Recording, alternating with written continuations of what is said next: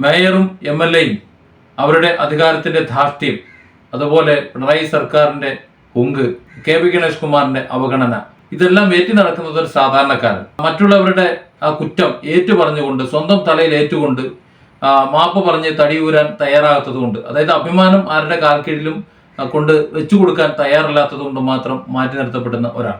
ഇന്ന് അയാള് ഒരു പീഡനവീരനാണ്.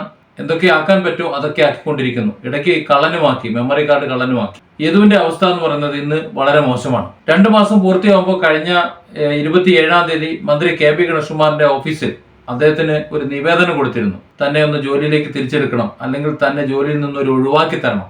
പട്ടിണിയാണ്, ആത്മഹത്യയിലേക്ക് പോകുന്ന ഒരു സാഹചര്യമാണ് ഉള്ളത്.